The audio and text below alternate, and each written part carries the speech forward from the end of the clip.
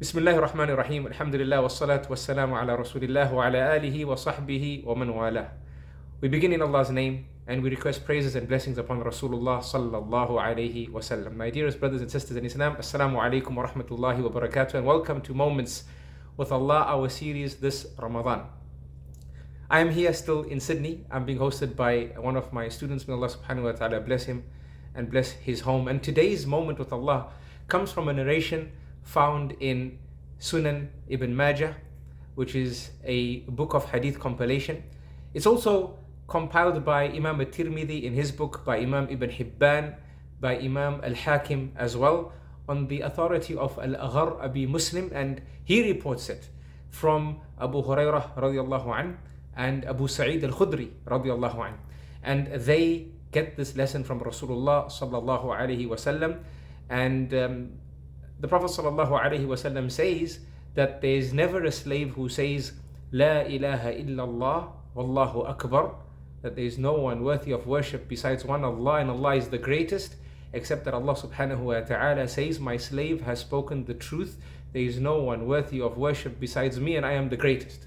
And then the slave says La ilaha illallah wahdah, there is no one worthy of being worshipped besides one Allah subhanahu wa ta'ala, and he is alone, he is unique, except that Allah subhanahu wa ta'ala says, my slave has spoken the truth, there is no one worthy of worship besides me and I am alone and I am unique.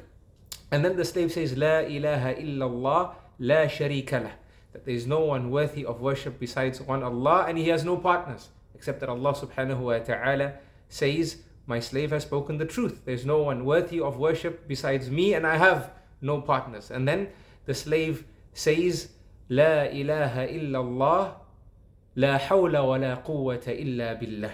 The slave says, there is no one worthy of worship besides one Allah, and there's no power, no might except for Allah subhanahu wa ta'ala, except that Allah subhanahu wa ta'ala says that my slave has spoken the truth.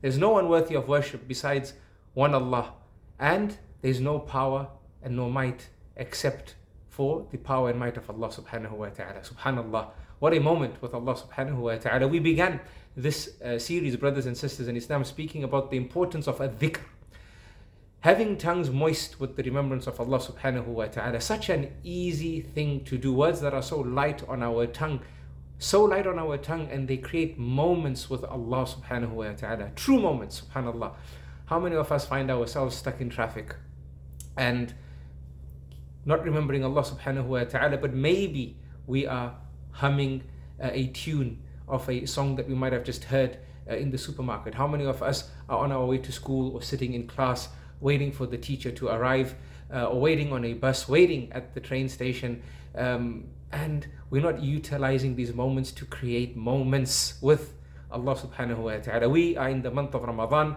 subhanallah, the month of Al-Qur'an, right? And the Qur'an is the ultimate dhikr.